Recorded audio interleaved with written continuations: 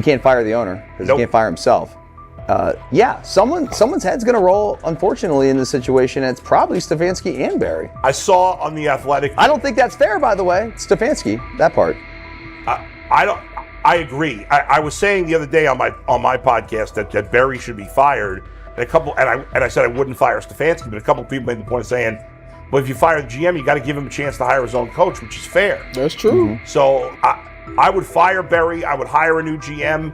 If that GM thinks Kevin Stefanski's a good coach, wants to stick with him. Right. The situation in Cleveland has escalated with the NFL. Sources indicate GM Andrew Barry is prepared to move on from head coach Kevin Stefanski if he refuses to elevate Shedeur Sanders. The Browns are weighing a major quarterback change. Leadership appears to be aligning behind Sanders and pushing for immediate action. This is a high-stakes decision about control and the team's direction. I think it's unfair for me to comment in I guess, maybe on behalf of the industry. All I can say is this, the time that we spent with Shedeur, and what he's done throughout his college career is impressive. He's an impressive young man.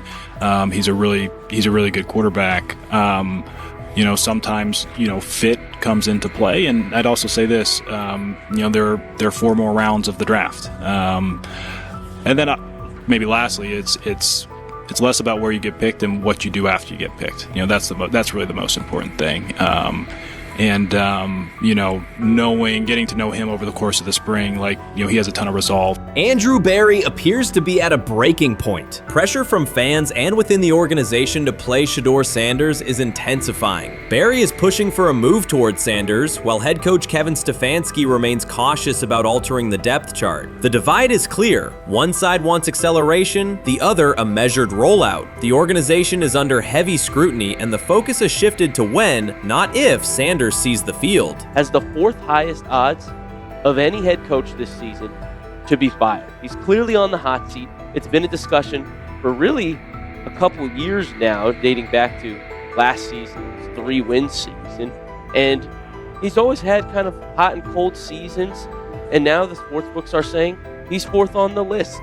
Number 1 is Mike McDaniel of the Miami Dolphins, Brian Dable of the Giants at 2, Shane Steichen at 3, and there is Kevin Stefanski plus 650 to be fired. This has moved beyond tension to outright stubbornness. Rather than elevating Shedeur Sanders, the staff has chosen Dillon Gabriel. The current depth chart looks less like a forward plan and more like resistance to change. Fans have been clear about who they expect to see, yet the organization keeps delaying. Every week without a real evaluation of Sanders slows development and blurs accountability. Cleveland is choosing a conservative approach when a decisive decision is needed, sending a message of uncertainty to both the locker room and the city. Now being the 3rd-string quarterback for the Cleveland Browns, was that so much was made out of unbelievable. He actually made the team as the 3rd-string quarterback. Like that was a big deal. Like that was somewhat of a surprise to a lot of people. He should have been the first pick in the draft. Kevin Stefanski appears to be doubling down to validate his approach. Despite sustained demand from Browns fans to see Shedeur Sanders reflected in chants, merchandise, and constant discussion, he continues to keep Dillon Gabriel in front on the depth chart. The decision functions as an assertion of control rather than a response to momentum. Even with clear signals from the fan base, Stefanski is staying with Gabriel and delaying a full evaluation of Sanders. It is a deliberate choice to maintain his plan and pacing, not to accelerate change. Cleveland is prioritizing continuity over recalibration, keeping any transition to Sanders on hold. But yeah, I mean, the Browns are in a tough spot. They have wasted. You traded a ton of high draft capital to get Deshaun Watson. You've gotten nothing out of Deshaun Watson and missed an opportunity. Like, who knows who they would have drafted. Now, maybe they would have screwed up those picks and the Browns would still be in bad shape.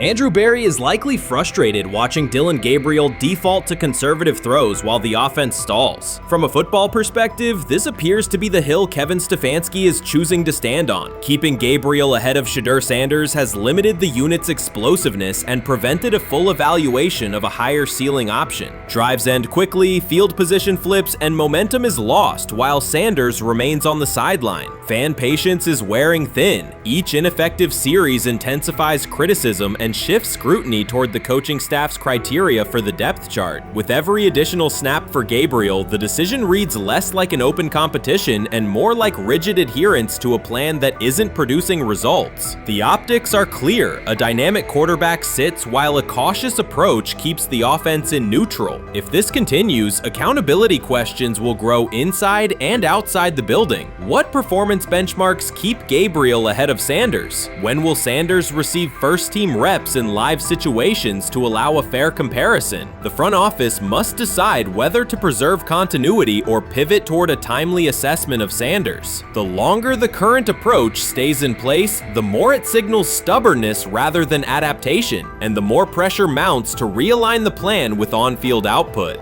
I honestly see it happening if the Browns lose a bunch of games. Like if they get 5 wins or less, I see the report coming out now that Stefanski will be fired. I don't want it to happen. I want the Browns to be good, win a bunch of games. I think that they're going to be a team that is slept on and can at least get 7 wins, which is why if they don't, I see Stefanski getting all the blame for that, and there'll be a new coach in Cleveland.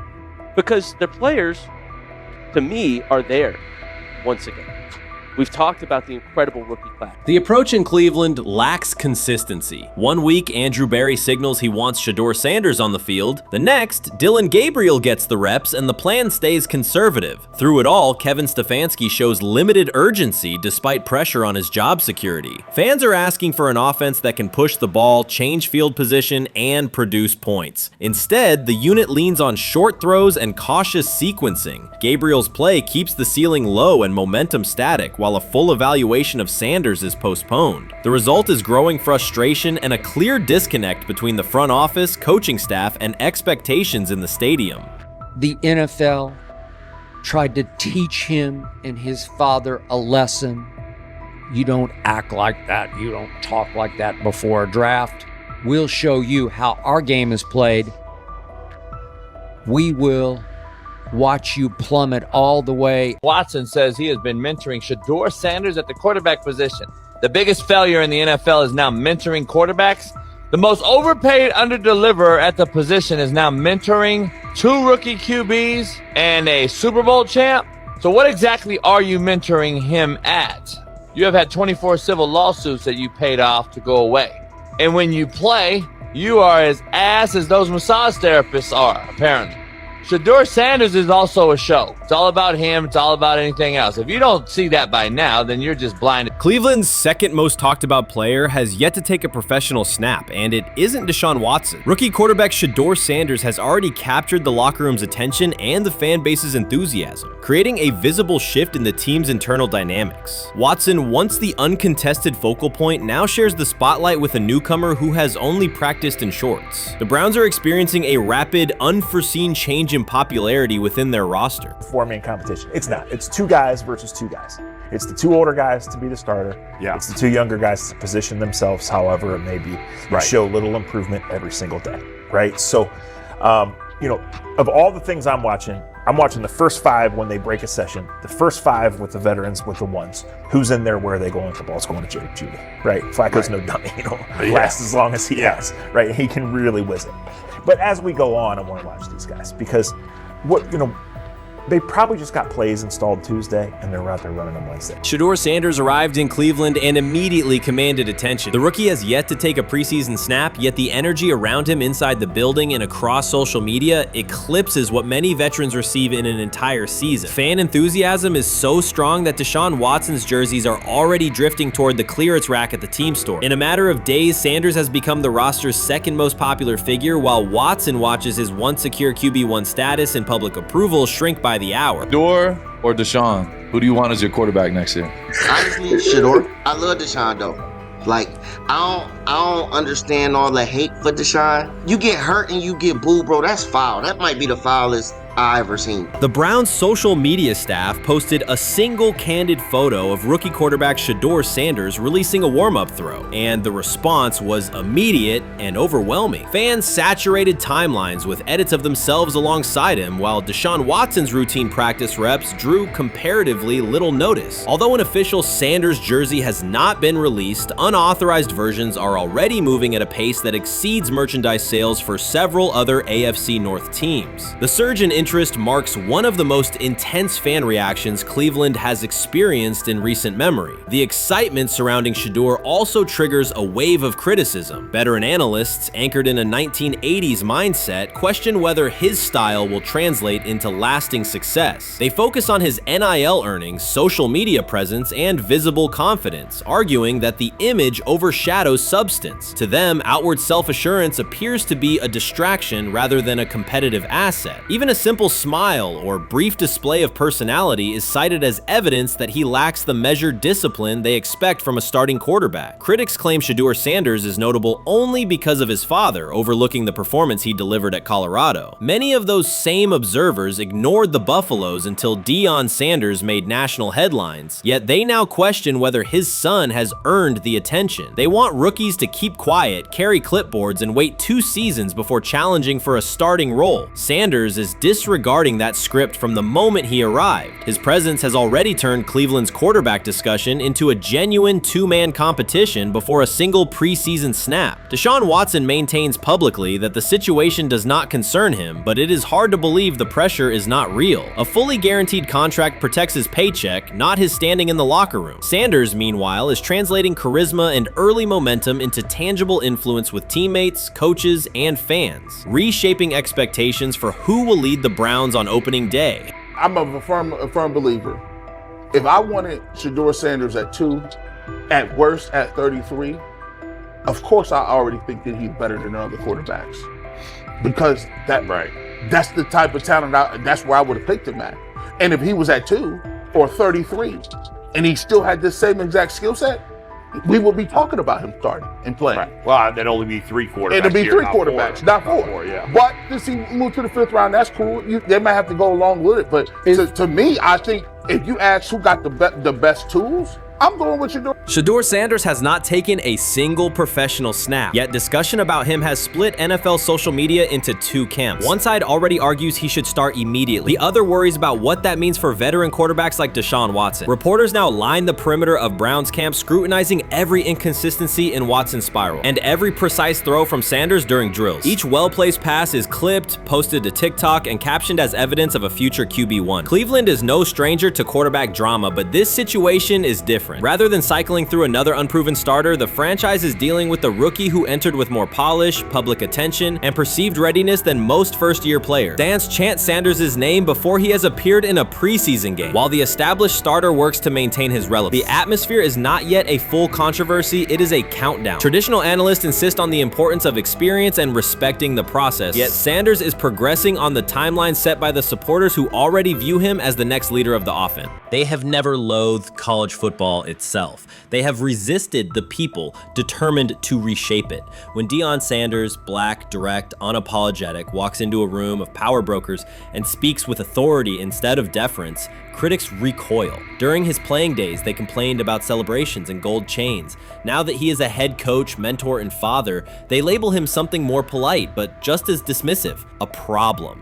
At Big 12 Media Days, Sanders addressed the accelerating chaos of the name, image, likeness market. He said college football needs a salary cap, not to hobble players, but to impose order on a system that showers unproven freshmen with 7-figure promises while the rest of a roster hunts for scraps. He called the situation unsustainable. Within hours, ESPN commentator Paul Feinbaum branded him a hypocrite, arguing that Sanders profited from NIL at Jackson State and now wants rules only because his most marketable athletes have moved on. The accusation spread quickly because it fit a comfortable storyline. Outspoken black coach gains from change, then protests when the advantage disappears. That framing ignores context. Sanders never criticized players earning money. At Jackson State, he urged corporate sponsors to partner with athletes who had been invisible to major brands for decades. What he wants now is stability, standardized guidelines, basic financial literacy, and roster balance that prevents locker rooms from fracturing over uneven payouts. When other coaches, Nick Saban, Dabo Swinney, Lane Kiffin, voiced similar concerns, they were praised for foresight. When Sanders spoke,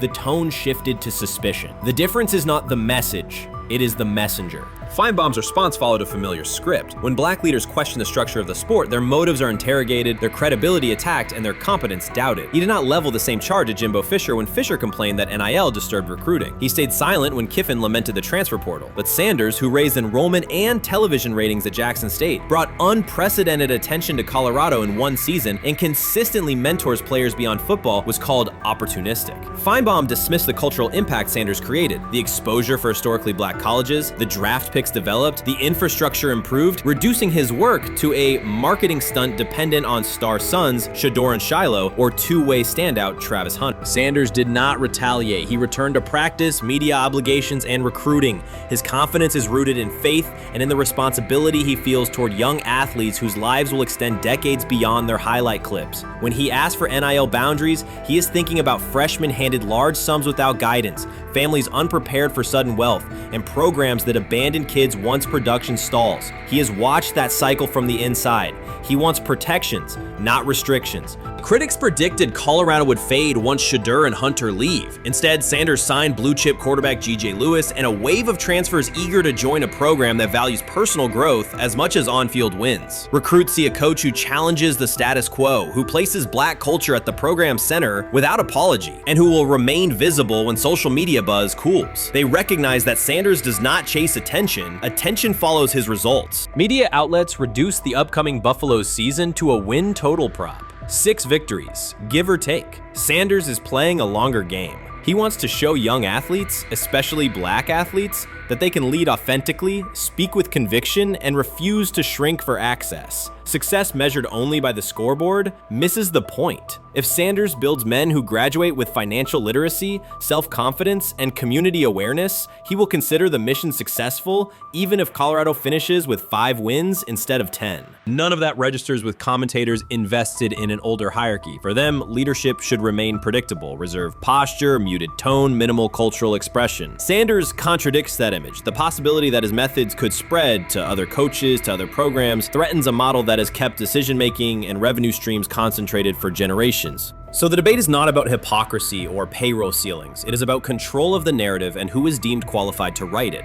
Sanders refuses to surrender that authority. He knows order is necessary. He also knows whose voices have been ignored whenever real reform is discussed. By speaking plainly, he forces television panels, athletic directors, and conference commissioners to confront issues they would rather defer: financial education, equitable resource distribution, and consistent national standards. Whether Colorado exceeds betting lines this fall will not change the trajectory Sanders has already set. He made Boulder relevant, energized recruiting beyond traditional power corridors, and broadened college football's cultural reach. That influence will persist long after social media debates cool. If his call for NIL structure eventually becomes policy, as the NCAA and Congress now contemplate, Feinbaum's soundbite will fade, while Sanders' imprint endures. In the end, accusations of hypocrisy say more about the accuser than the coach. Sanders has remained consistent: empower athletes, hold adults accountable, and inject stability before unchecked money corrodes the locker room. The people who stand to lose clout in that environment prefer the chaos they can manipulate. Sanders prefers a system that nurtures the players who make the sport worth watching. His advocacy is rooted in experience, not self-interest, and his critics will have to decide whether to engage with that reality or keep shouting from the sidelines.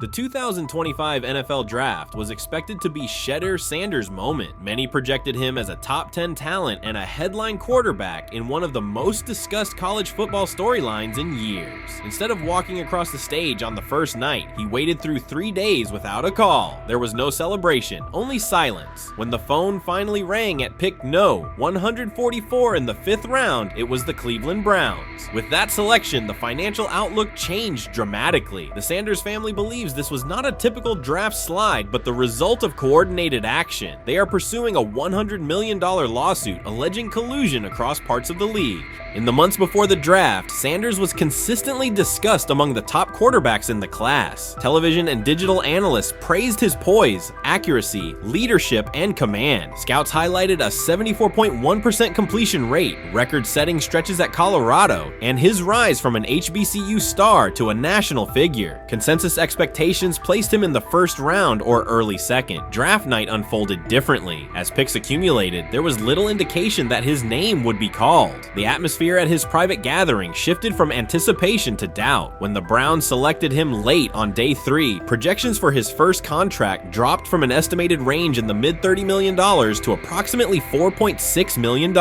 with corresponding reductions in likely endorsements and long-term positioning. According to Deion Sanders and others close to the family, this was not about performance, injury, or conduct. They argue it was coordinated. Attorneys were contacted immediately. The allegation is straightforward. Sanders' value was suppressed intentionally. The family's position is that this was a calculated decision within parts of the league, not an isolated set of evaluations. The legal claims focus on communications that, if authenticated, could be significant: internal emails, text messages, and owner-to-owner conversations. The family's representatives contend that these materials show a deliberate effort to avoid drafting Sanders in early rounds based on perceived image concerns rather than football merit. One message reportedly under review framed the decision in branding terms. Drafting Shedeur would mean inheriting the Prime brand. The complaint asserts that this view led some teams to discourage others from selecting him unless necessary, not for film-based reasons, but to avoid perceived attention and external pressure tied to his family's profile.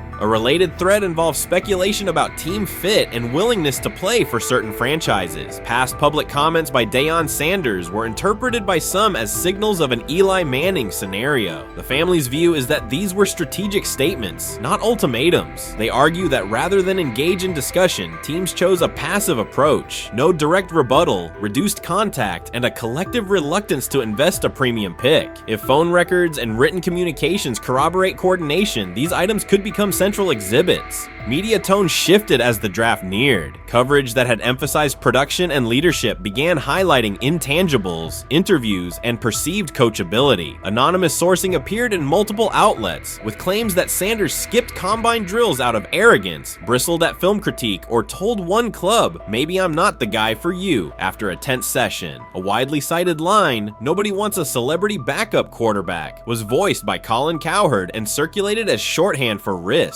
The Sanders legal position is that these narratives did not arise organically, but reflected a coordinated leak pattern that undermined his market value. The family's contention is that this was primarily about control and compliance rather than football ability. They point out that Sanders did not fail a drug test, was not suspended, and did not produce poor athletic testing. His college resume included elite stretches and significant program elevation at 2 stops. The legal claim asserts that the league's power structure resisted a high-profile player aligned with a high-profile parent coach and an independent media presence. The allegation is that teams sought to avoid the perceived complexity that would come with selecting him early. The financial impact is a core component of the damages claim. Had Sanders been selected late first or early second round, projected 4-year compensation would likely have fallen between $30 to $35 million, with immediate access to higher tier endorsement opportunities and the brand leverage that accompanies a franchise quarterback designation. As a 5th round pick, the initial contract value is a fraction of that total, and associated off-field opportunities are typically narrower. The suit reportedly seeks not only lost salary, but also the broader economic value linked to draft position, sponsorships, licensing, and the visibility that accelerates an early career trajectory.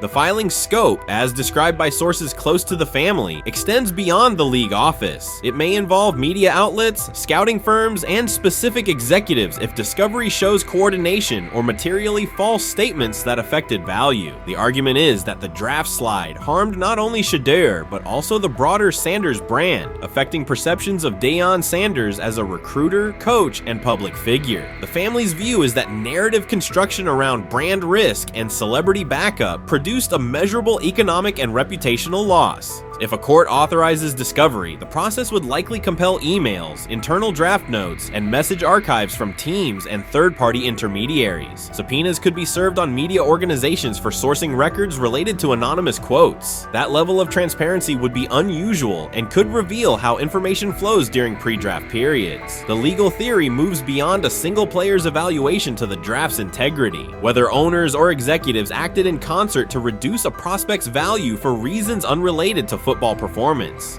The league has not publicly addressed these specific allegations. Background comments from executives characterize the claims as overreach. The family's camp maintains they have documentation sufficient to proceed. The comparison points referenced by observers include Deflategate, Spygate, and the Colin Kaepernick grievance, not because the facts are the same, but because of the potential scope, policies, practices, and the balance of power between the league and individuals challenging its processes. Another dimension of the dispute involves how the NFL perceives Deion Sanders, Coach Prime, and the autonomy he promotes. He built a large media footprint around his programs at Jackson State and Colorado, elevated his players' profiles, and spoke openly about fit and leverage. The family contends that this visibility, combined with statements about preferred destinations, triggered resistance. The complaint frames the response as a preference for compliance and predictability over independent branding and public negotiation. The suit also addresses the pre-draft decisions that critics point to: skipping the Senior Bowl, declining full workouts at the NFL Scouting Combine, and candid interviews about team fits. The family characterizes these as strategic choices commonly made by top prospects, not evidence of entitlement. Their view is that similar decisions by other players did not produce the same narrative because those players fit more comfortably within league expectations. The risk calculus is clear. Bringing a suit of this magnitude invites professional consequences. The family acknowledges that some within the league may react negatively. Their position is that the principle at stake, transparent and fair valuation, warrants the risk. The message they intend to send is that manufactured narratives and coordinated devaluation should face scrutiny, particularly when they affect earnings, opportunity, and reputation. If the case advances, several outcomes are possible. The court could find insufficient evidence of coordination, limiting the scope to individual judgments protected as opinion. It could also find enough to proceed to broader discovery, which would have implications beyond one player, including potential changes to how teams document evaluations and how media handle anonymous sourcing close to the draft. Agents might push for reforms, including clearer guardrails around leaks and standardized prospect communication records. For now, Sanders is working within the Browns structure. He has avoided public escalation beyond confirming focus on preparation and development. The lawsuit is a separate track managed by counsel. This dual approach, professional routine on the field and legal action off it, reflects the family's strategy. They intend to contest the process they believe harmed him while meeting club expectations day to day.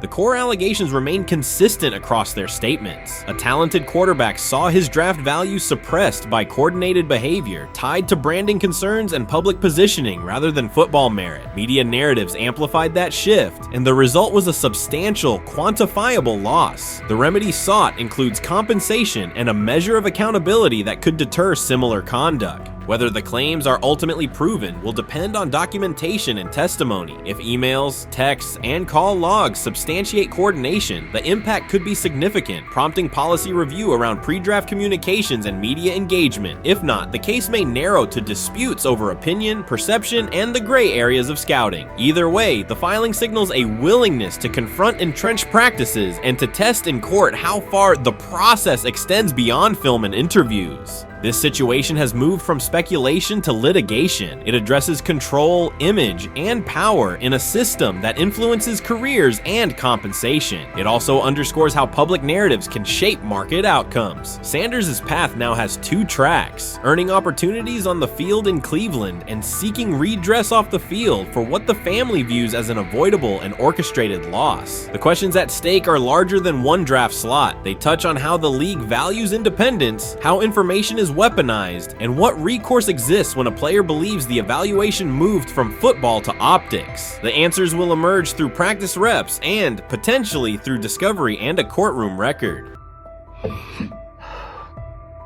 I'm about to unleash about Shedeur Sanders. I just watched what happened to Shedeur Sanders in the Cleveland Browns' third and final preseason game. And I'm outraged I'm sickened and I'm saddened by the way Shedeur continues to be treated in the National Football League. Now by those sorry-ass Browns and sorry-ass Kevin Stefanski. The Cleveland Browns are once again mishandling a promising quarterback. Skip Bayless criticized the organization for failing to develop Shedeur Sanders and for misusing his skill set. He argued that the team's decisions are undermining Sanders' progress and turning a major investment into a cautionary example. Bayless pointed to inconsistent usage, questionable play calling, and a lack of clear direction as key issues limiting Sanders. He said the Browns need a defined development plan and stronger support if they expect Sanders to succeed. Skip Bayless delivered a direct, critical assessment this week. After seeing Shedeur Sanders in a Browns uniform, he argued that Cleveland is mishandling the quarterback and undermining his development. Bayless said the team's approach shows poor planning and inadequate support around Sanders. He dismissed excuses about strategy and emphasized the need for better coaching, deployment, and protection. In his view, the Browns are setting themselves up for problems before the season begins unless they establish a clear plan for Sanders. Given the team's recent decisions, his reaction is understandable. Cleveland has a history of inconsistent quarterback development. Shedeur Sanders is a premium prospect, the son of a Hall of Famer, a proven college performer, and a widely recognized figure. The organization should prioritize his reps, protection, and a clear development plan, not place him behind Dillon Gabriel as if he were a secondary option. But I'm going to answer this question by saying Shedeur Sanders, and I'm going to tell you why. I think he's being set up to fail. That's right, I'm going to say it. Okay. Here we are on national television, right? There's been 11 practices, if I remember correctly. He's been starting against he's been playing against the third unit. He's fourth on the depth chart. And then suddenly you throw him into the start line, and he hasn't had any reps for the first team at all. Think about that. So you're just going to throw him to the wolves like that, huh? I mean, you know, if he had first team snaps in practice. Yet here we are. Cleveland has one of the most publicized prospects and is handling him like a depth piece. The broader issue is the franchise's long record of quarterback instability and inconsistent development. That history colors every move they make. When the Browns draft a quarterback, fans don't anticipate a long-term answer. They brace for another reset. Shedeur Sanders should be treated as a priority, not as an afterthought behind Dillon Gabriel. Let's give him a chance. Let's give him a chance with the play calling. You know you have an offensive line that isn't playing that well. So what do? Why not just play the short game so he can get the ball out of his hands very fast to run a competent goddamn offense? Outside of that, Shedeur has to be better in understanding that the offensive line that you're working with right now is not adequate. Why not allow the players that are competing for a job, in this instance, Shedeur Sanders, to finish off the 2-minute drill? When Browns fans see another quarterback selected, they brace for another setback. The franchise's recent history, from Johnny Manziel's failed stint to the rocky handling of Baker Mayfield, reflects inconsistent development and short-term decision-making. Against that backdrop, Skip Bayless's reaction to Shedeur Sanders on Cleveland's roster was blunt. He argued the team is already mishandling a premium prospect by treating him as a secondary option instead of a centerpiece for the future. Bayless's position is straightforward. Sanders is not just a name, he brings proven college production, leadership traits, and significant visibility that can strengthen both the offense and the organization's broader profile. Burying him on the depth chart behind Dillon Gabriel signals a lack of a clear development plan and wastes early momentum. Instead, Bayless contends, Cleveland should establish a defined pathway. First-team practice reps, protection and personnel tailored to his strengths, deliberate play calling that accelerates processing, and measured in-game opportunities that build confidence and execution. In his view, the Browns need alignment from the front office to the coaching staff to prioritize Sanders' growth. Continuing to treat him like a depth piece risks repeating the same cycle that has undermined previous quarterbacks. Committing to a coherent plan gives Sanders and the franchise a realistic chance to convert potential into sustained performance. When he led college football in completion percentage and he threw almost 40 touchdowns for over 4,000 yards, How tall was he? Because they make it seem like he shrunk all of a sudden, RC. Oh, how lively was his arm? Because all I know is somebody did that. Somebody threw for over 4,000 yards, somebody threw for almost 40 touchdowns, and somebody led college football in completion percentage. Now, I'm trying to figure out, what I try to figure out all the time, Mel, is how a guy that hadn't played football in almost 5 months. Shannon Sharpe has publicly defended Shedeur Sanders and criticized those questioning him. Sanders has earned higher recognition and some fans are responding negatively. Although there's debate about whether he belongs on a second team list, Sharpe maintains that Sanders' career is clearly ascending. Reactions on social media are mixed. Some users are angry, others are surprised, and a few say they anticipated this result. The conversation remains active. When reports confirmed that Shedeur Sanders had been elevated from second team to near top tier status, Shannon Sharpe issued an emphatic response. He delivered a detailed rebuttal to critics, underscoring why Sanders deserved the promotion and directly challenging those who doubted the decision. I don't think that he was underprepared during these meetings. I don't believe any of these stories that he showed up arrogant and that he was bombing his interviews. I mean, you watch the film, he's on time, he's on point. You watch his interviews, he answers like a 10-year NFL veteran. Like, he's clearly dominating OTAs. It's every single day there's a new report of how well he's doing for the Browns in OTAs. And I mean, you can say what you want, it's just OTAs. Okay, if that's your new narrative, then he's doing exactly what he needs to be doing. He's on point, he's on time, he's getting the respect of his teammates, and he's making plays. So we're gonna see years down the line, something's gonna come out that I don't know what exactly it was, but something will come out. Critics have been waiting for an opportunity to dismiss Sanders. They labeled him overrated, accused him of benefiting from nepotism, and claimed his profile came only from his last name and polished image. Within their own echo chamber, they cited every game in which he fell short of huge passing numbers as validation of their doubts. Since Sanders has begun receiving formal recognition, criticism has escalated. A wave of self-appointed analysts is dissecting his throwing mechanics and team role, and many online commentators now argue that his promotion reflects deeper problems within the sport. Shannon Sharpe rejected each criticism directed at Shedeur Sanders. During the broadcast, he turned a routine segment into a detailed examination, acting as presenter, interrogator, and fact-checker. Sharpe walked viewers through game film, season statistics, and scouting reports to show why Sanders merited his recent promotion. Whenever a panelist claimed Sanders had not earned the role, Sharpe countered with completion percentages, efficiency ratings under pressure, and documented late-game drives that changed outcomes. He stressed that the backlash was driven less by on-field evidence and more by reluctance to revise earlier opinions. Sharpe argued that critics were upset not because Sanders lacked qualifications, but because his progress contradicted their initial narrative. By the end of the discussion, Sharpe had moved past simple defense and reframed Sanders as a clear example of performance-based advancement, demonstrating that early predictions can be wrong. Never heard of no Dylan Gabriel or Tyler Shock. What the hell is that? So how is Shedeur Sanders going behind them? I'll tell you how. Collusion. 4 different times they passed on him. How the hell does that happen? 4 rounds. It doesn't happen to a quarterback. We've never seen anything like this before.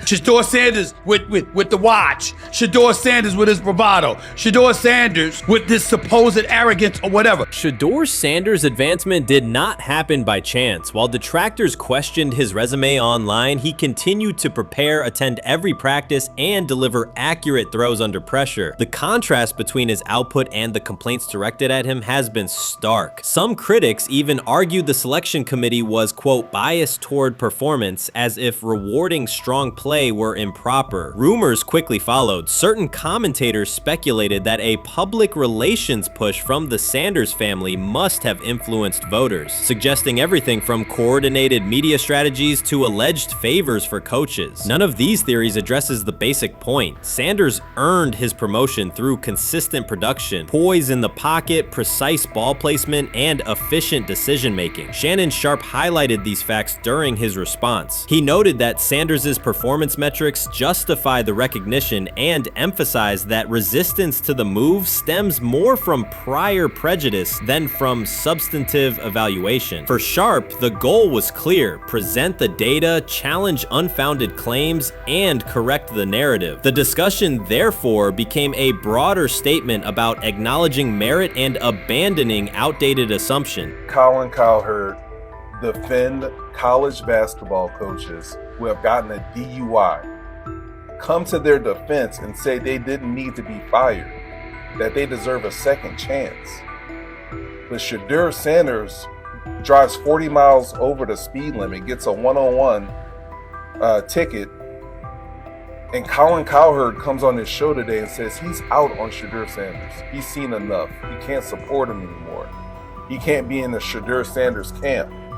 because of their speeding ticket. Shannon Sharpe addressed commentators who portray constant doubt as expertise. Those who discount strong performances with "we'll see" but declare bust after a single mistake. He noted their belief that progress only counts if an athlete visibly struggles. Sharpe's response was methodical rather than emotional. He presented evidence, cited statistics, and calmly refuted each claim. Following his remarks, several critics began revising or deleting earlier posts, recasting themselves as longtime supporters of Shedeur Sanders despite having questioned him for months. Sharpe insists on accountability, naming specific individuals and dates while requesting public acknowledgement of prior errors. He argues that analysts cannot spend months undermining a player's potential and then quietly adopt a supportive stance once the athlete succeeds. These are serious, big-time, top-of-the-line playmakers that they have. If you can go 45 to 42 in the fourth quarter because your quarterback set the school record with 510 yards passing.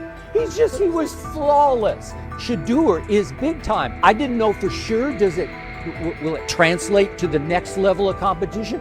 Yes, it might translate to the next level of competition as he can play. Critics who once claimed Shedeur Sanders was unprepared now hesitate to acknowledge their mistake. They resist retracting earlier comments and struggle to accept that an athlete can succeed without their approval. Sanders continues to share practice clips and game highlights without engaging the debate, while Shannon Sharpe documents every dismissive remark, ready to revisit them on national television. The disapproval did not slow Sanders. It underscored his progress and exposed the gap between perception and performance. As a result, the conversation has shifted. Analysts who doubted him now describe him as undervalued and publish detailed evaluations of his mechanics and game management, suggesting long-standing familiarity with his career. In a matter of weeks, critics have recast themselves as advocates, demonstrating how quickly opinion can change when consistent results leave little room for doubt. Shannon Sharpe signaled that his commentary is not over. He considers Sanders' advancement a positive outcome for every athlete who has been overlooked or criticized for having confidence. Sharpe stressed that analysts do not have the authority to determine who deserves recognition based on personal preference. The reaction to Sanders' promotion, he argued, revealed how quickly opinions can shift once results are undeniable. Sharpe pointed out that many vocal critics became quiet when confronted with objective performance data. This exchange, Sharpe insisted, reached beyond defending a single quarterback. It challenged the practice of dismissing achievements that do not fit familiar narratives. He reminded viewers that success does not require external approval and that consistent talent will surface despite online commentary intended to minimize it. While critics reconsider their positions, Sharpe remains steady, assigning credit to the athlete and allowing the scoreboard to confirm the argument. In his view, the statistics speak clearly enough. Sharpe also emphasized that the intensity of the backlash must be placed in context. College football is a volatile environment where unexpected outcomes are common. Therefore, declaring failure based on incomplete evidence only weakens the credibility of sports analysis. The discussion underscored the need for measured evaluation rather than reactive judgment. Zach Jackson and him and everybody else that we talked to have said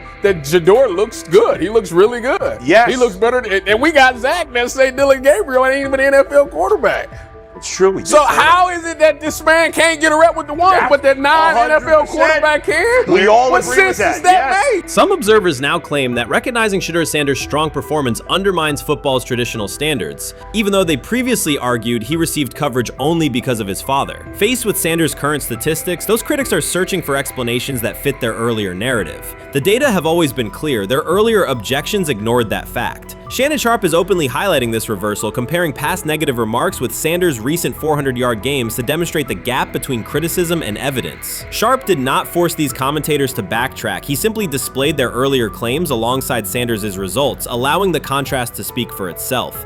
Many observers declared Deion Sanders was finished. They argued that his public style attracted unnecessary attention, that his health had deteriorated too far, and that his coaching career was approaching an abrupt conclusion. They misread his resolve. When speculation intensified, Sanders did not schedule a press conference or issue a formal statement. Instead, he released a short video recorded at his Texas home, walking alongside recording artist Lil Wayne. The footage established two facts. Although Sanders still walks with a limp, he remains active, and he intends to return to the sideline.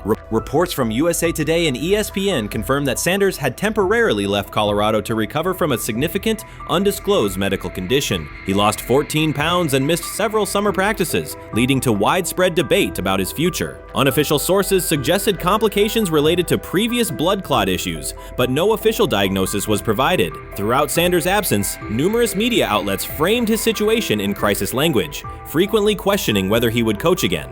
By comparison, when coaches such as Lincoln Riley paused their duties for health or family reasons, coverage emphasized understanding and patience, an imbalance that reflects a common difference in how high-profile black coaches are treated. Sanders' silence was not a retreat, it was a period of recovery. During rehabilitation, he relied on family, faith, and trusted colleagues, yet stayed connected to his program through brief online updates. The video with Lil Wayne demonstrated that he retained strong support from influential friends, countering narratives that portrayed him as isolated or on the verge of retirement. The visual evidence showed that his setback is temporary, and that he remains determined to lead Colorado into the forthcoming season. Since accepting the Colorado position, Sanders has dramatically elevated the program's national standing. He first drew national attention to Jackson State and the broader HBCU football landscape, then moved to Boulder and transformed a one-win team into a central storyline in college athletics. His approach, combining hip-hop culture, direct communication, and open expressions of faith, has challenged conventional expectations for head coach behavior. Each step forward has been met with heightened scrutiny. His time at Jackson State was labeled a publicity stunt, his departure for Colorado was framed as abandoning HBCU culture, and his social media presence has been cast as distraction from traditional coaching responsibility. Critics often magnify Sanders' missteps and question his motives, while comparable actions by other coaches receive neutral or sympathetic coverage. Showings of enthusiasm from Brett Favre and disciplinary intensity from Nick Saban are celebrated as competitive passion, yet Sanders' displays of confidence are frequently labeled arrogance. The discrepancy illustrates deeper biases rather than differences in performance. Sanders' success challenges entrenched expectations of how a college football leader should look, speak, and act, especially a black coach who refuses to downplay his identity. During his convalescence, Sanders maintained close communication with his staff and athletes, reinforcing the standards he had established: discipline, accountability, and belief. The program's daily messaging continued to emphasize preparation and resilience, signaling that Sanders' influence persists even when he is away from campus. Athletes echoed his mantras during workouts, confirming that his leadership extends beyond physical presence. Sanders acknowledges the seriousness of his medical challenge, but has refused to let it define him. He has publicly discussed leaning on scripture and prayer, explaining that his purpose as a mentor, father, and coach extends beyond personal adversity. In that context, the video of him walking in the Texas sun was less a strategic media effort than a straightforward demonstration of continued commitment to his team and mission. Colorado still requires Sanders' vision. Prior to his arrival, attendance was low, national media attention was minimal, and recruiting momentum had stalled. Sanders' leadership brought renewed energy, authentic identity, and higher standards of accountability. Players who previously lacked representation in college football leadership found a coach who shares, affirms, and elevates their cultural background. Sanders supplements conventional coaching priorities, scheme, fundamentals, and execution with empowerment initiatives that cultivate self-confidence and authenticity. As preseason camp approaches, Sanders intends to resume full involvement, even if medical recovery remains ongoing. His presence is expected to restore on-site leadership, stabilize the locker room, and direct media coverage toward on-field progress. For Sanders, the objective extends beyond compiling wins and includes completing a cultural transformation that expands how success and leadership are defined in modern college football. Those who predict his decline overlook the underlying traits, faith, perseverance, and purpose that have supported Sanders throughout his career. Doubts, rumors, and disproportionate scrutiny have followed him from playing days into coaching, and he has consistently responded with results. His current health setback is another obstacle, not a conclusion. The broader initiative he leads, centered on authenticity, opportunity, and high standards, continues. When Sanders returns to the sideline, it will mark the next stage of a movement he has guided from Jackson State to Boulder. The recent period of quiet has been strategic rather than passive. Instead of defending himself in daily briefings, Sanders focused on rehabilitation, remote program oversight, and family support. Each brief social media message reinforced a consistent theme: faith and preparation. He has articulated gratitude for medical professionals and has reiterated that his mission at Colorado is unfinished. His public references to scripture have been direct but measured, aligning with his long-standing practice of integrating faith into leadership. By walking through his ranch with Lil Wayne, Sanders signaled continuity. The clip underscored that influential supporters remain engaged, that Sanders' broader network values his vision, and that he remains capable of navigating physical challenges. The visible limp was not evidence of imminent retirement. Rather, it documented the reality of ongoing recovery and the resilience with which he approaches each obstacle. Colorado's athletic administration and football staff continue to affirm Sanders' program direction. Recruitment communications cite his established record in fostering cultural relevance and national exposure. Prospective athletes respond to a coach who presents a transparent path to development, both on and off the field. Current players refer to Sanders' coaching points with clarity, citing specific drills and expectations that remain unchanged during his absence. These indicators demonstrate that the core structures Sanders implemented are functioning and that his return will be an amplification, not a restart. Criticism regarding Sanders' public persona often conflates media style with coaching substance. Analysis from opponents suggests that social media engagement dilutes football preparation, yet Sanders' staffs emphasize time management and delegation. Defensive and offensive coordinators handle in-game adjustments while Sanders directs overall culture, recruitment, and leadership. He has articulated that visibility serves to amplify program accomplishments and enhance player opportunities, not replace strategic football planning. Some commentary has attempted to reframe Sanders' health issue as evidence that his coaching model is unsustainable. The argument ignores the documented health challenges faced by numerous coaches across levels of competition. For example, college coaches recovering from heart procedures or joint replacements have returned to successful seasons after appropriate medical clearance. Sanders' case follows a comparable trajectory. Medical complications require temporary separation, structured rehabilitation is prioritized, and a managed return is planned. Institutional medical protocols at Colorado dictate clearance requirements. Sanders will meet those before resuming full sideline duties. Colorado's players have expressed public confidence in Sanders' eventual return, citing regular virtual check-ins and continued accountability. Several athletes noted that positional meetings included recorded messages from Sanders reinforcing tactical goals and personal discipline. These details confirm that Sanders has remained actively engaged, albeit remotely, and that team culture remains aligned with his principles. Looking ahead, Colorado's schedule will attract national attention, both for on-field competitiveness and the storyline of Sanders' comeback. Analysts will evaluate how quickly he reestablishes day-to-day rhythm and whether his physical limitations influence practice oversight. Internal planning accommodates gradual escalation of responsibilities, with medical staff and strength and conditioning personnel contributing to phase reintegration.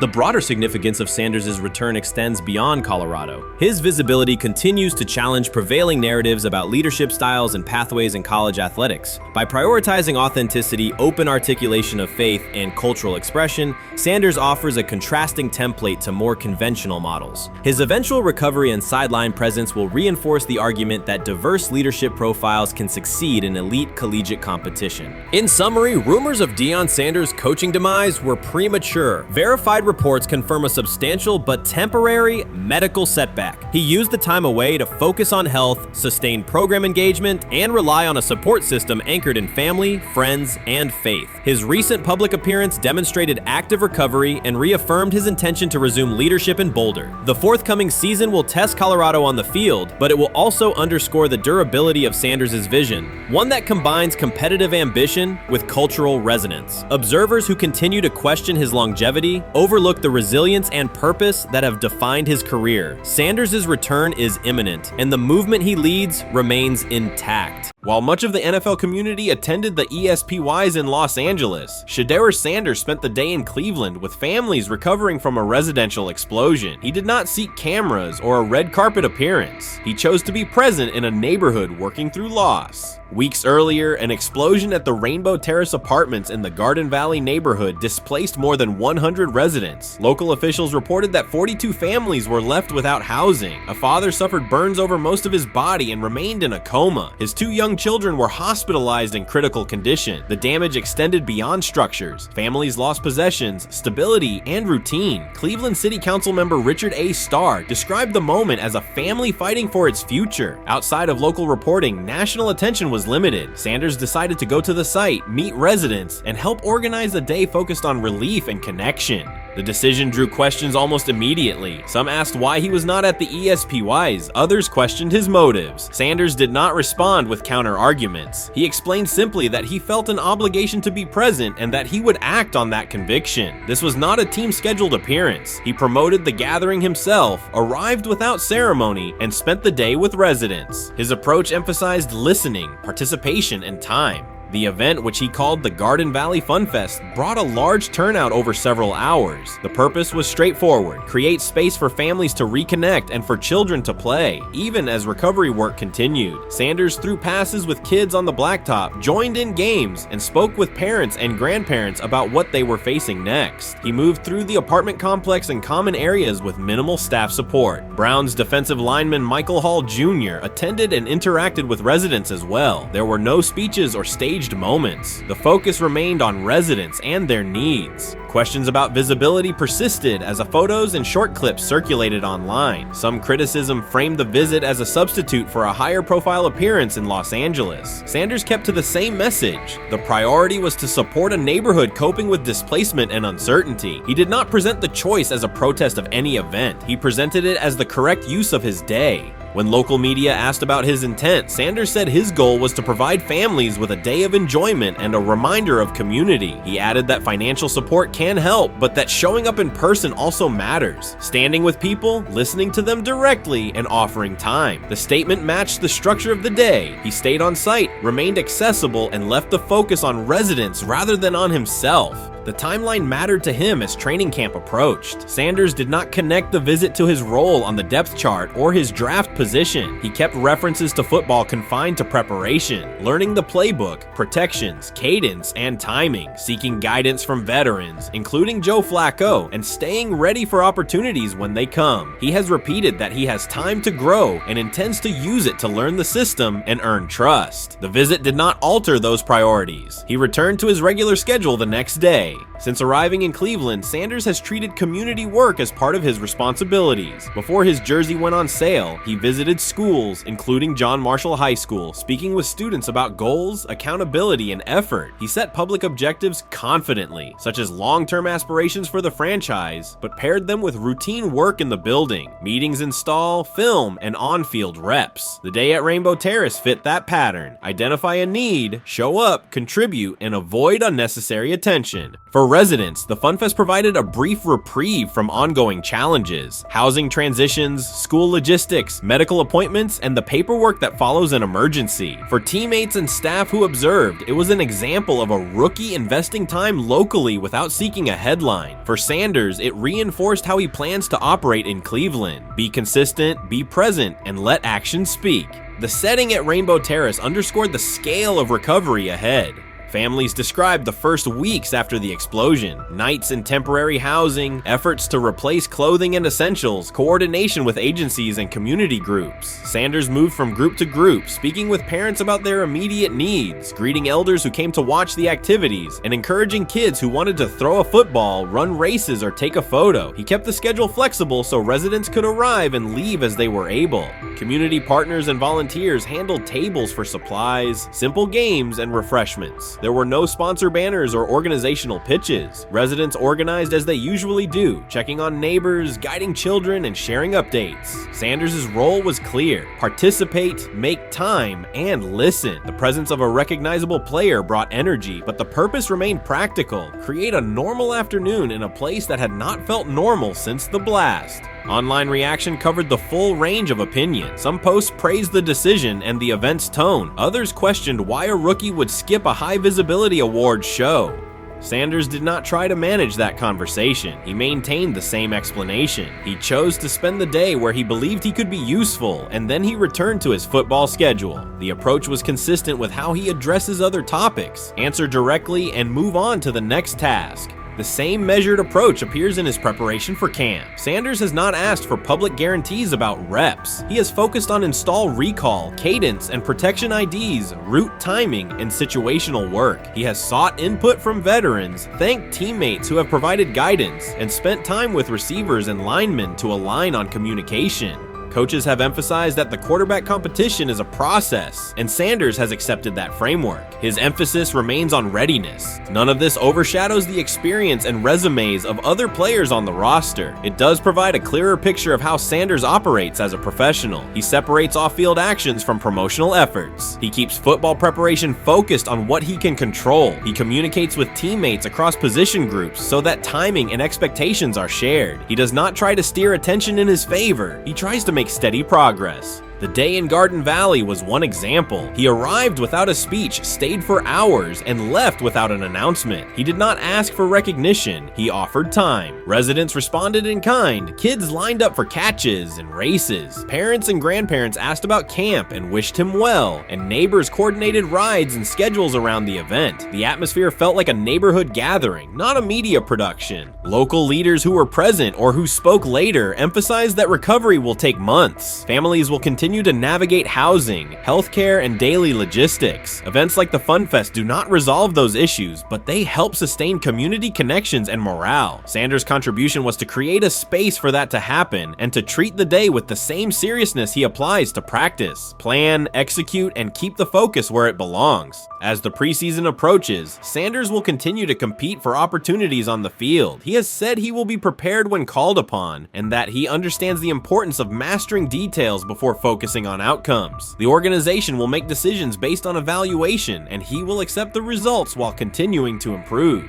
The off-field choices will remain consistent, identify needs in the city where he lives, and contribute in direct, practical ways. The core elements are simple. A neighborhood suffered a significant loss. Residents faced immediate and ongoing challenges. A rookie quarterback chose to spend a day there, without a press conference, without a schedule of talking points, and participate in a community-led event designed to give families a break and remind children that play still has a place. He provided presence, not a headline. He listened more than he spoke. He returned to work the next day. In a league and media environment that often prioritize visibility, Sanders made a different choice. He kept attention on people, not optics. He placed value on time spent in person rather than on appearances. He continued to build trust in the locker room and in the city through steady conduct rather than declarations. That approach, measured, direct, and consistent, will shape how he is viewed in Cleveland as much as any public statement could. The outcome of his football career will be decided on the field by installations learned, reads made, throws delivered, and games played. The outcome of his role in the community will be measured by smaller, quieter moments. Afternoons like the Fun Fest, school visits, and unannounced stops where listening matters more than being seen. For Cleveland residents at Rainbow Terrace, the takeaway from that day was straightforward. Someone who represents their team showed up, stayed, and participated without fanfare. For Sanders, it was the same. Do the work in front of you, whether that is a practice period or a neighborhood event, and keep the focus on the people who are affected most. So the Shedeur Sanders, I want to talk about this. So here's a prime example. Shedeur Sanders, they had 3-day mini camp for the Cleveland Browns. And now Jimmy Haslam actually has some money. The Bengals owners and the Rooneys are near the bottom of the league in net worth.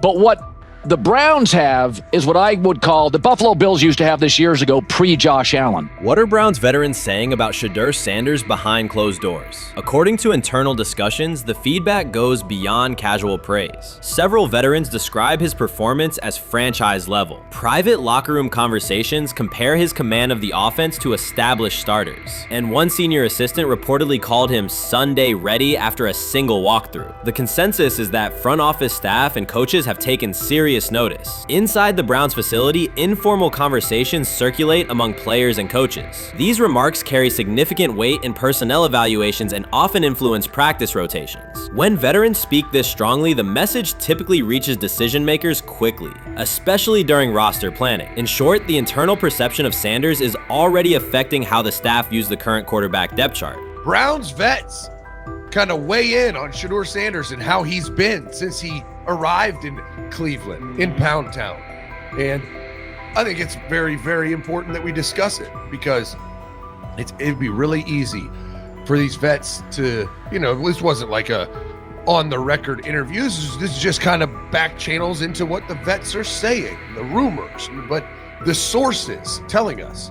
And we have a couple quotes, but Shedeur Sanders, Cleveland Browns, it seems like it's going well. And it's almost like you don't want to talk about it. At the center of the growing internal buzz is Shedeur Sanders, the rookie who entered Berea with late-round expectations but is being discussed privately as a potential long-term starter. This is not a routine camp tale about an extra arm taking practice snaps. Sanders has seasoned teammates, players with playoff mileage, quietly reassessing his ceiling. Observers who overlook these conversations risk missing one of Cleveland's most deliberate personnel moves in years. Sanders is not on the roster because of his surname. The Browns reviewed their quarterback depth, weighed costs, and chose a controlled, development-oriented option they believe can stabilize the position. His presence is already changing practice dynamics. Veterans notice his pocket awareness, adjust routes to his timing, and acknowledge that he processes coverage at an advanced level for a first-year player. Leadership patterns in the huddle feel different. Sanders delivers with precision and composure that challenge defenders to reevaluate their calls. The strategic upside is clear. A 4-year rookie contract offers cap flexibility while other franchises cycle through expensive stopgaps. Coaches and front office staff view Sanders as a calculated investment, not a publicity experiment. Outside chatter still focuses on Joe Flacco's age or Kenny Pickett's development. Inside the facility, however, veterans pause film sessions to dissect Sanders' ball placement and progression speed. Position coaches highlight clips where he works through reads decisively and delivers on time, traits rarely attributed to rookies. Sanders' confidence is measured rather than theatrical. He moves as though the NFL tempo is familiar, and that calm spreads across the roster. Experienced defenders are rechecking the depth chart and asking if the quarterback competition is tighter than publicly acknowledged. Great kid, and whether it's a following that he's earned, I mean, that's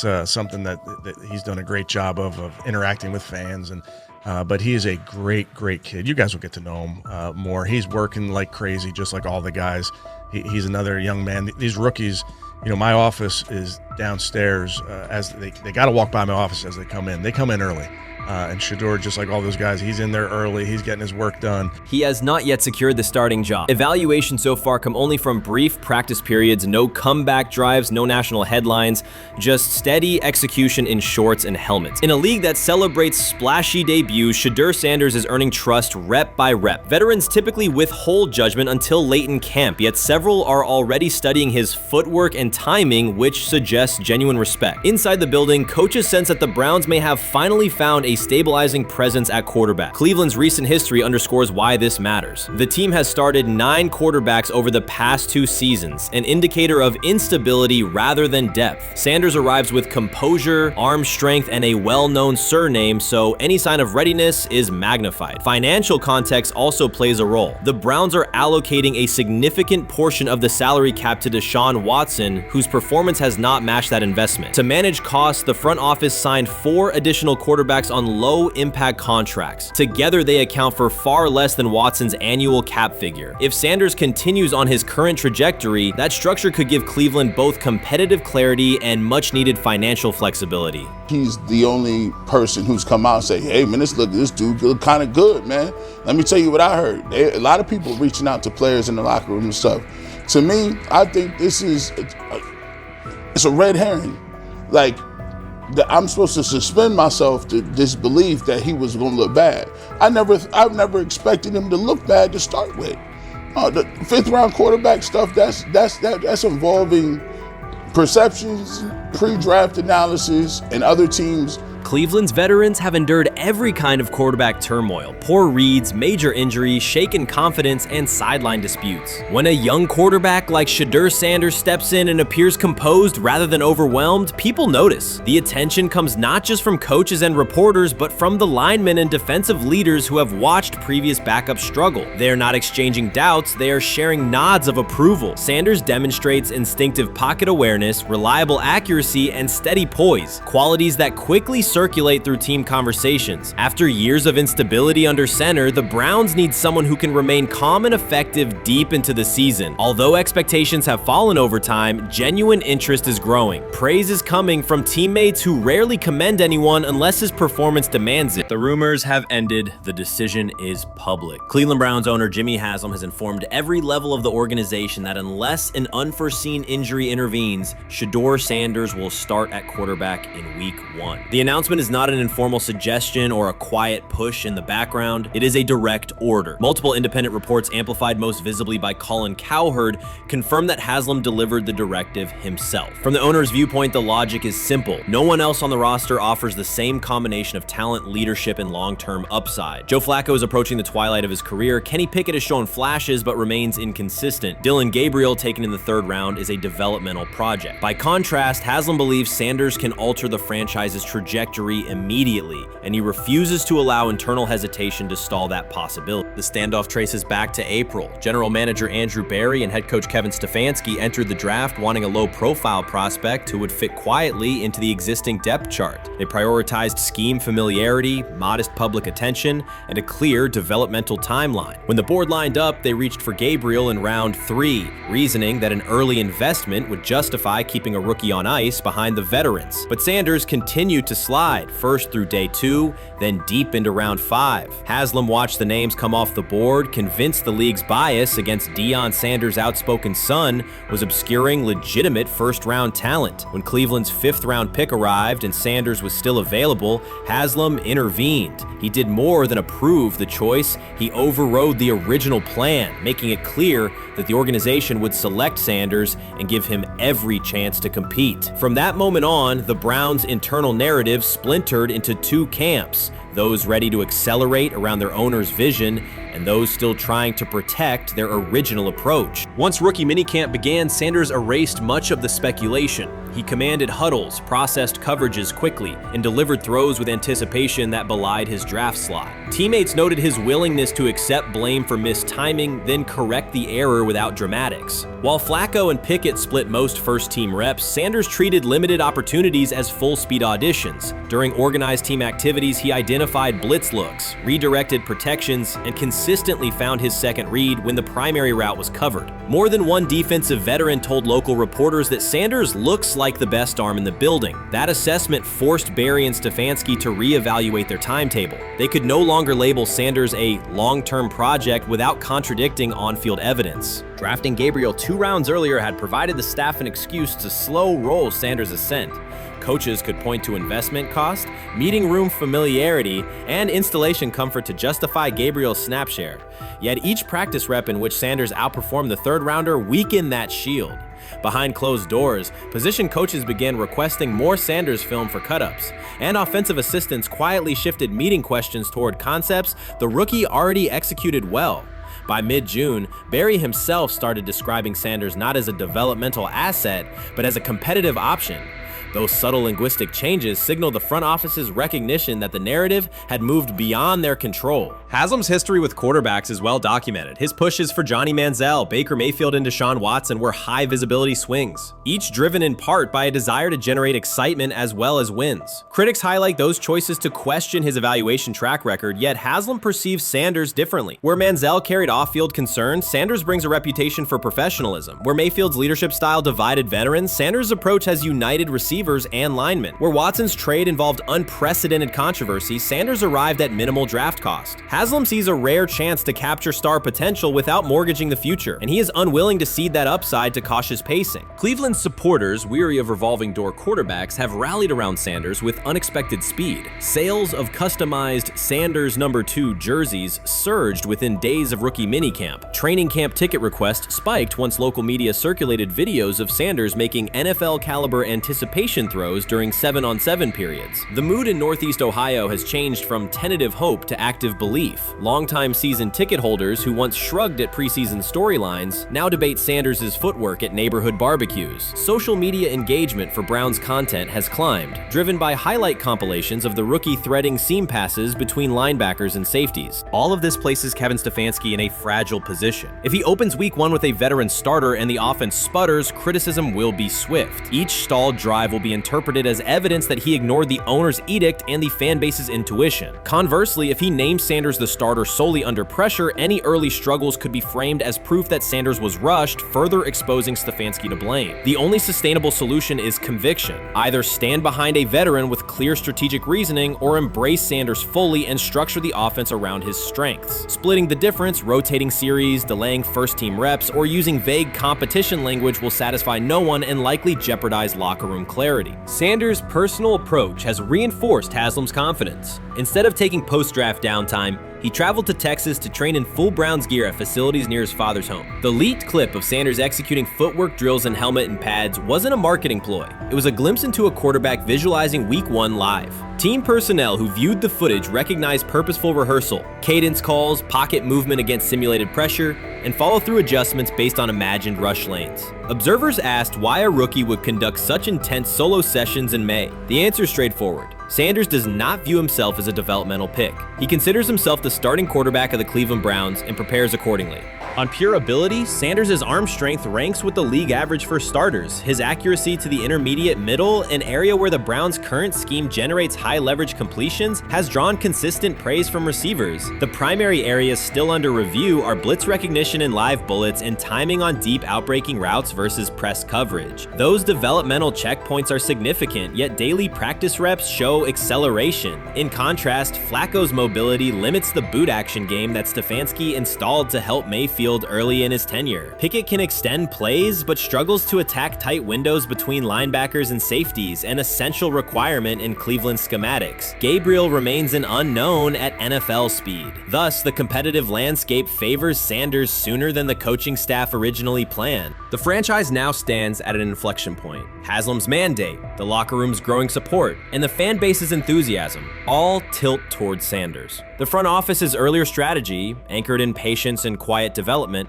is increasingly untenable. Barry's shift in messaging indicates grudging alignment, but final authority over the depth chart rests with the coaching staff, unless ownership directly intervenes on game day decisions. A move rare but not unprecedented in the NFL. Should Stefanski align with the owner and name Sanders the starter before preseason concludes, he can claim proactive vision and tailor the offense through training camp. Should he resist and open with a veteran who falters, he risks rapid loss of credibility and possibly his position. Either path carries pressure, but only one aligns with the momentum sweeping through the building.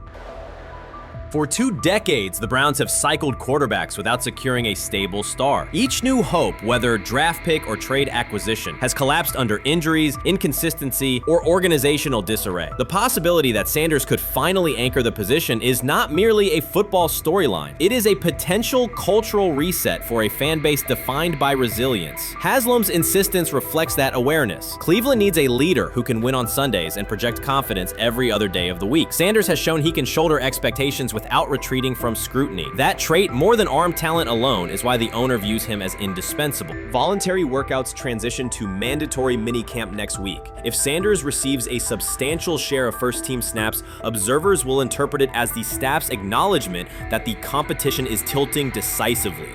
A public declaration may not follow immediately, but every rep allocation is a signal. If, however, the staff continues funneling most top unit snaps to Flacco or Pickett, tension will escalate. Local media will question the evaluation process. National analysts will debate the merits of letting a rookie learn through live action versus controlled practice. Inside the facility, players will recognize any disconnect between performance and opportunity, and unity could fray. The Browns have reached a decisive moment. Shedeur Sanders has demonstrated the skill, poise, and work ethic to justify starting in week 1. Jimmy Haslam has publicly positioned him as the future, and by implication the present, of the franchise. Kevin Stefanski and Andrew Barry must either endorse that vision or brace for the consequences of delaying it. For Cleveland fans, the significance is clear. A legitimate chance to exit the cycle of quarterback uncertainty and rally behind a signal caller capable of commanding the field and galvanizing the city. Whether that opportunity is seized promptly or postponed will define the Browns' 2025 season and likely the tenure of the decision makers involved. They say training camp decides depth charts, but Shedeur Sanders began fighting for his job long before he will step inside the Browns facility. While most first-year players squeezed in one last vacation, he slipped onto a private field in Texas, strapped on Cleveland's helmet and shoulder pads, pulled a fresh number 2 jersey over his chest, and started rifling timing routes as if it were the opening drive of week 1. No cameras, no hype track, no product placement, just sweat, cadence, and ball placement. A rookie does not rehearse in full game gear unless he already envisions himself commanding the huddle. Plenty of observers shrug that clip off. They insist the 5th rounder, quote, isn't ready, cling to depth chart conventions, or whisper that the name across his shoulders did most of the talking on draft day. Maybe it is the Deion connection, maybe it is a preference for prospects who blend quietly into the background, or maybe the league's gatekeepers fear the possibility that the kid is better than the quarterbacks they have spent months promoting. Whatever the motive, the countdown has started, and video rarely lies. Shedeur Sanders is not preparing to arrive. He is preparing to lead. Footage of a 22 22-year-old quarterback running live reps in July should dominate highlight loops, but it barely registers on national outlets. Why? It ruins the tidy narrative. The easy storyline paints Shedeur as a pampered legacy prospect banking on his father's fame. Yet the tape shows something different. A rookie drenched in afternoon heat, drilling footwork, calling protections, and imagining cover 2 rotation before the first official meeting ever takes place. Elite mental prep looks boring on social feeds. It looks devastating when the season starts. Walk into Cleveland's quarterback room and you step into politics, not simply competition.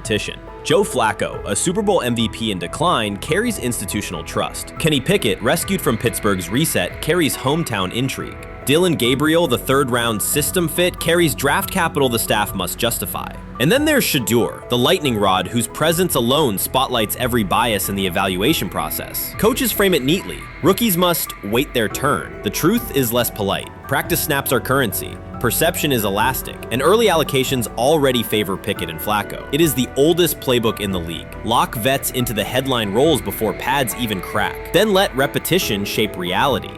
Sanders refuses to cooperate. He is not a fourth-string camp arm. He has engineered game-winning drives under national scrutiny, operated against live blitz looks most prospects never face, and more than any quarterback in the room, documented his own off-season obsession. No social media rollout, no brand consultant, just pads, cleats, and an unlit practice field. If his last name were Smith, pundits would label him the sleeper of camp. Instead, politics trails every throw. Training camp rotations expose organizational intent. Beat writer Fred Greetham already reports that Pickett and Flacco will open with first-team reps when veterans report July 23rd. Gabriel grabs the developmental snaps, leaving Sanders the leftovers. That isn't performance-based, it's narrative-safe. Gabriel doesn't threaten hierarchy, Sanders bends gravity. Watch the details. Does Shedeur steal 11-on-11 snaps with the twos? Does he run red zone installs or 2-minute drills? If he does, coaches are admitting he is forcing his way in. If he doesn't, they are postponing the inevitable. Either way, the private field reps have sharpened his timing and condensed his release. He is not hoping for an opportunity, he is prepared to seize one the instant it appears.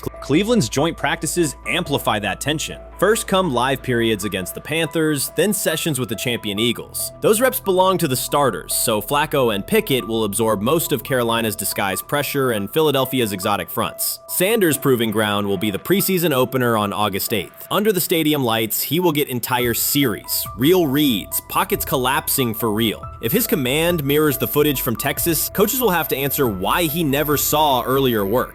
Reps are scarce. 10 padded practices separate veteran arrival from game 1. Even an even split, something that never happens, would hardly suffice. Instead, the staff will funnel snaps toward the comfortable choices. That strategy can bury a rookie, but it can also spark an eruption when limited opportunities turn into highlight drives. One flawless touchdown march in the second half of a preseason game, and the dog pound will chant his name. Then the staff's narrative control evaporates. Criticism of Sanders has never matched the scrutiny applied to his peers. Analysts nitpick a ball pat, a foot angle, a pump fake, Pickett's inconsistency, Flacco's diminishing velocity, Gabriel's college system crutches.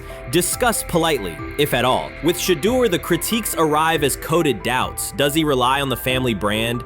Is he coachable? Can he stay humble? That double standard is as old as the league's resistance to outspoken black quarterbacks. Add Deion's unapologetic persona, and each Sanders rep becomes a referendum on establishment comfort levels. Shedeur answers not with rebuttals, but with work. Work captured in silent footage more deafening than any debate show monologue. Quarterback drama masks broader roster cracks. The Browns receiver group is crowded yet unproven. The safety room failed to create turnovers a year ago. Interior defensive linemen are still rehabbing, and the offensive line must retool on the fly. Which quarterback can navigate that turbulence? Flacco's pocket mobility is limited. Pickett's confidence remains fragile. Gabriel is months away from processing NFL disguises. Sanders, forged by perpetual doubt, offers poise under chaos and meticulous preparation, a combination this franchise has lacked since, well, almost forever. Forget politics, depth chart etiquette, and recycled sound bites about developmental timelines. The only metric that counts now is who did the work. Sanders pounding through full gear scripts in late June is not vanity, it's vision. While the league sleeps, he refines his drop steps. While media speculate, he rehearses third down checks. He has already decided what he is. The organization must decide if it can recognize it in time. The preseason will provide the answer. Live bullets, real blitzes, stadium noise. When those throws leave his hand under pressure, no one will discuss ball pats, or surnames. They will ask how a quarterback this prepared slipped to round 5. And if the performance matches the preparation, excuses about lack of reps will dissolve. It will be production against perception, and Shedeur Sanders has been producing where no one could see. Ready is the wrong word. He has been ready. Chris Carter's televised assessment of Shedeur Sanders triggered immediate pushback from Cleveland fans, local media, and even several Browns veterans. Carter dismissed Sanders, a 5th-round pick, as unprepared to start and framed the growing interest around him as purely a byproduct of surname recognition. Since that segment aired, practice reports have told a very different story. Observers inside the Browns facility describe a rookie quarterback who is closing the gap on Kenny Pickett and Dillon Gabriel with surprising speed. Sanders first turned heads in rookie minicamp by directing the huddle with a calm that belied his inexperience. Position coaches reported that he rarely repeated mental errors during installation periods, a trait they rank highly when grading young quarterbacks. In organized team activities, he showed consistent timing on intermediate routes, kept turnover numbers low in 7-on-7 periods, and demonstrated early command of Kevin Stefanski's protection calls. That steady execution earned him a handful of first-team snaps, reps that would ordinarily have belonged to Pickett by default.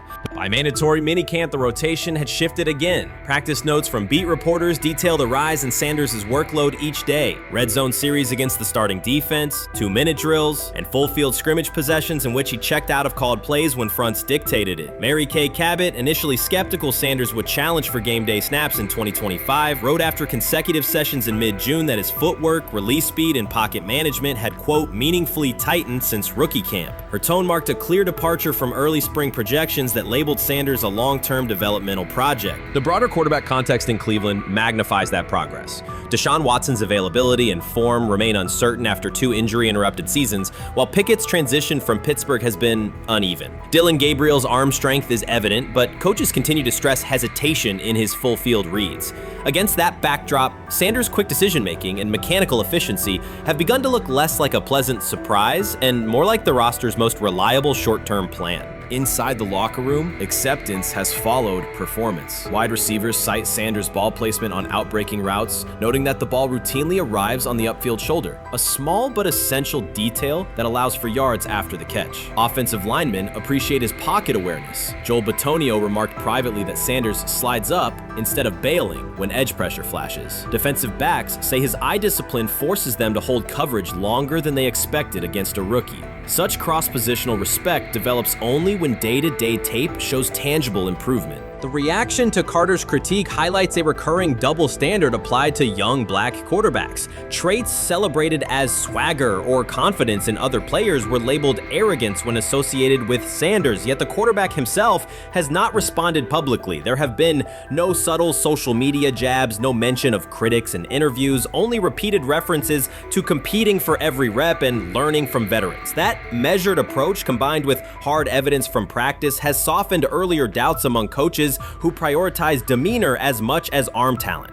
Within the coaching staff, the discussion now centers on readiness thresholds. Stefanski's scheme relies heavily on quick rhythm throws, defined reads, and disciplined pocket movement. Those requirements align with Sanders' strengths: a compact release, willingness to target the middle of the field, and instinctive timing on RPO concepts carried over from his college tape. Staffers reviewing cut-ups from joint practices note that his internal clock already approximates NFL speed, a metric they did not expect to see until mid-season at best. If that trajectory continues through preseason games, the Browns face a consequential decision. Starting a 5th-round rookie 6 weeks after training camp opens would unsettle salary cap assumptions, depth chart politics, and external perceptions of organizational stability. Yet the internal mandate remains clear: the most prepared quarterback will play. That standard places Sanders in genuine contention because every practice metric used to grade readiness, turnover ratio, red zone efficiency, third down conversion rate has trended in his favor since early June. The organizational stakes are considerable. Cleveland has cycled through starting quarterbacks at a startling pace over the past decade, shifting from first-round investments like Baker Mayfield to high-cost gambles such as Watson, each move packaged as the long-awaited solution. A rookie chosen outside the first 100 picks ascending to the top of the depth chart would challenge long-held league assumptions about draft pedigree and opportunity. It would also validate the evaluation philosophy that prioritized Sanders' intangibles: process, processing speed, leadership presence, over conventional arm strength thresholds that pushed him down the draft board. Carter's televised remarks now sit awkwardly alongside daily updates from Berea. His critique relied on pre-draft labels and the presumption that a late-round passer with a famous father would need a redshirt year. Practice film contradicts that stance. Sanders checks protections at the line, manipulates safeties with shoulder fakes, and has reduced turnover-worthy throws in full-speed sessions to single digits. Statistics normally cited for veteran backups, not rookies. The longer that evidence accumulates, the more Carter's comments appear rooted in legacy bias rather than objective performance review. None of this guarantees Sanders will open the season under center. Preseason defenses test quarterbacks in ways practice cannot. Defensive coordinators will disguise pressure and boundary rotation to force late decisions. Sanders must show he can adjust protections and exploit mismatches without the benefit of a controlled environment. Yet within the Browns facility, the conversation has shifted from if he will be ready to when. Quiet confidence from Amari Cooper and other veterans suggests they believe Sanders can steady an offense searching for consistency more than highlight reel heroics. Sanders' rise also affects long-term roster calculus. If he earns the job and performs competently, Cleveland gains starter-level production on a cost-controlled rookie contract, freeing cap space allocated to other positions. That scenario could reshape roster-building strategy in a division featuring Joe Burrow and Lamar Jackson, quarterbacks whose contracts consume significant percentages of team payroll. A capable, low-cost starter would allow the Browns to reinforce their offensive line and secondary while retaining core veterans, a competitive advantage few teams enjoy. For now, the focal point remains daily improvement. Sanders continues to arrive before sunrise, reviewing the previous day's install with the quarterback coach, then staying after practice to throw on-air routes with receivers low on the depth chart. Coaches track those habits closely because consistent routine underpins performance when adversity strikes in live games. Each incremental gain strengthens the argument that readiness depends on preparation and aptitude, not draft slot. Carter's segment reminded the league how quickly assessments can become outdated when they lean on perception over evidence. Sanders' steady climb up the depth chart underscores the counterpoint. In the NFL, tape is the final arbiter. Should Sanders translate practice efficiency to preseason success, the Browns may discover that the solution to their long-standing quarterback riddle arrived quietly in the 5th round, carrying little more than confidence and a willingness to work. Shedeur Sanders doesn't ask for excuses. He hasn't blamed limited reps, patched together receiver groups, or 4th-string offensive linemen struggling against Cleveland's second-team defense. He shows up, works, and demonstrates why he belongs. On day 3 of Browns training camp, for the first time since OTAs, he finally received something close to a fair opportunity. He lined up with the second unit during an 11-on-11 period and made the most of it. In 8 plays, he did what he typically does when given a chance. He executed. He went 2 for 2 on a quick series, finishing with a decisive throw to tight end Blake Whiteheart that immediately caught the sideline's attention. There was no hesitation in his drop, no unsettled feet, and no panic. Just firm, accurate timing and clean operation. It raised an obvious question. What has taken so long for the Browns to evaluate him with a functional group?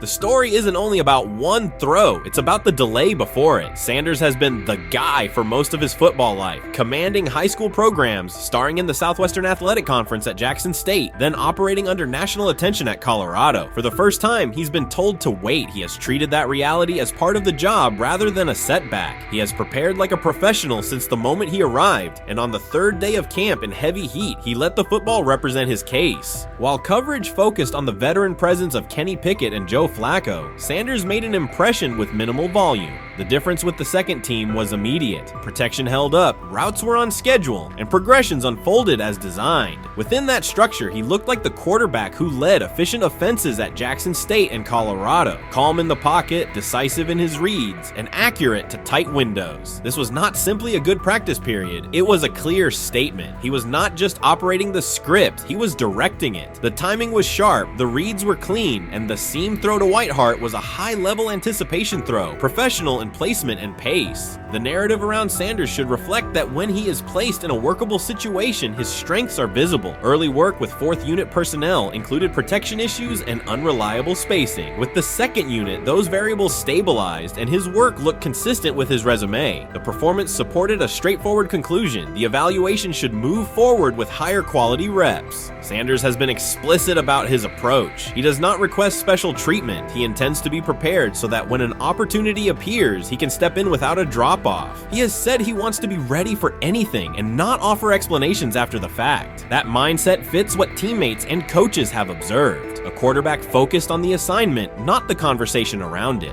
The conditions were demanding, relentless sun, heavy humidity, and a practice tempo that stressed decision-making. Many players fatigued as the session wore on. Sanders did not show signs of rushing reads or forcing the ball. He managed the pocket, reset his base when necessary, and continued to deliver on time. The path he has taken, HBCU starter in the SWAC, then Power 5 starter under constant attention, has prepared him for compressed evaluation windows. He has been under scrutiny for years. The heat did not change his process. He moved defenders with his eyes, anticipated breaks, and stepped into throws with balance. The crowd was not chanting his name, and there were no ovations. That was irrelevant to the task. He is focused on the locker room and the staff, and he is building credibility the same way he did at previous stops, by being reliable when the ball is snapped. Quarterbacks coach Bill Musgrave has emphasized ignoring external noise and keeping attention on install, footwork, and timing. Sanders is familiar with the dynamic. He has been followed by cameras and commentary since his early teens. He has experience living with attention and still adhering to routine. Under heat, with a narrow set of snaps and multiple decision points, he stayed composed and effective.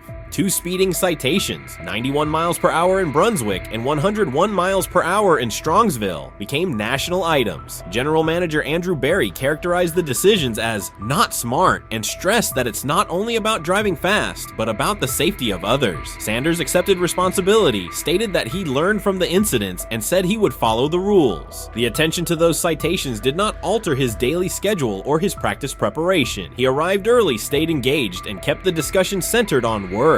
Away from the field, he spent time at Rainbow Terrace in Cleveland after a significant apartment fire, distributing supplies and checking on families affected by the incident. There was no formal media rollout around the visit. It was an instance of direct engagement with the community without publicity attached to it. That reflects the same approach he shows inside the building. Do the work first. Sanders treats each rep as if it might be his last for the day and his only chance to show a specific element on tape. He prepares for protections, cadence variations, route adjustments, and timing with a level of detail that compresses the learning curve. When he is not under center, he studies coverages from the sideline, charts plays, and reviews video before and after practice. He writes down the next day's calls so he can anticipate checks. He has reference using virtual simulation tools to replicate snaps he does not receive physically. That is not a passive stance, it is an active attempt to reduce the distance between classroom and field. He is building relationships across the roster, not just with projected starters. He communicates with defensive backs to understand what they see and how they react to certain stems. He spends time with offensive linemen to align on cadence and protection calls. He connects with newer players away from the facility so that communication improves in practice. That is practical leadership, consistent, low visibility work that becomes obvious when the ball is snapped and the operation is smooth.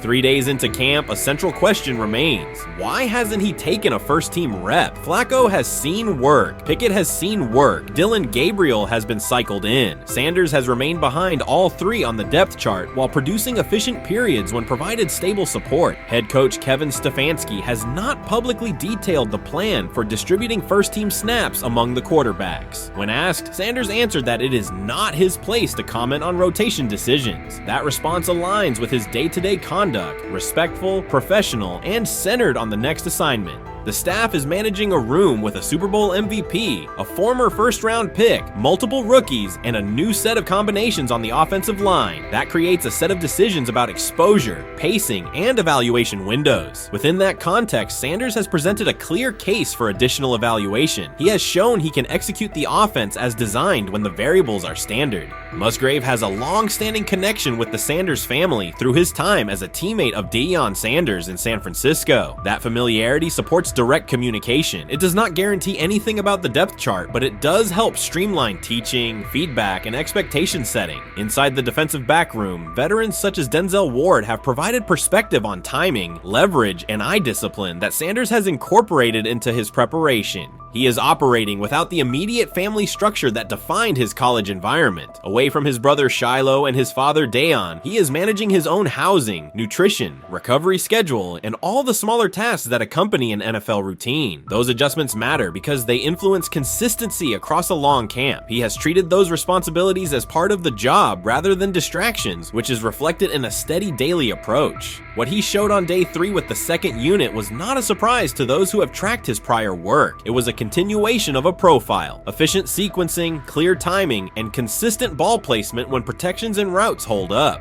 The 8-play period was short, but it was enough to reinforce the point. He doesn't need a large sample to demonstrate baseline operation. He needs a fair sample to test ceiling and adaptability. There is also the matter of perception. Public attention concentrated on the speeding tickets and the general manager's response. Less attention fell on the preparation, the efficient period with the second team, or the community engagement at Rainbow Terrace. That imbalance is common in training camp narratives. Sanders has handled it by keeping his answers simple and his focus on football. He has not tried to redirect the conversation. He has done his work and waited for additional reps. The objective next step is straightforward: expand the evaluation with higher unit personnel and standard opponents. That does not require a complete reshuffling of the depth chart. It requires allocating a defined sequence of first-team snaps so that timing with starting receivers and protections with starting linemen can be measured on tape. The staff can then compare operation speed, accuracy under pressure, red zone decision-making, and 2-minute mechanics against the other quarterbacks. That is the most direct way to clarify the competition. None of this dismisses the experience or track records of the veterans in the room. It emphasizes that the purpose of camp is to test assumptions with current performance. Sanders has provided enough evidence with the second unit to justify a broader look. He has shown that the pace of his feet matches the pace of his eyes, that he can hold safeties with his shoulders, and that he can drive intermediate throws without float. He has also shown discipline to take the clean completion rather than force the vertical shot when leverage dictates otherwise. Every day, he has addressed the controllable items: meetings, note-taking, install recall, cadence management, and post-practice review. He has not asked for public guarantees. He has asked for an opportunity to compete on comparable terms. The 8-play sequence with the second unit was a small but clear example of what he can do when those terms exist. The staff's communications have been measured. Stefanski has not laid out a schedule for first-team rotations publicly. Barry addressed the speeding incidents directly and emphasized standards for decision-making off the field. Sanders accepted the criticism, adjusted his behavior, and moved forward. Those are the relevant facts. What remains is a football evaluation that can only be completed by giving him snaps with the top group and measuring the results. If that evaluation occurs and he performs at the level he showed with the second unit, the conversation will shift from potential to placement. If it does not occur, the question will persist through camp. Why not test the full picture? Sanders has built a case based on preparation, poise, and execution. He has demonstrated leadership by building relationships across the roster. He has shown maturity in handling external issues directly and moving on. He has given the staff reasons on the field and in the building to continue the process.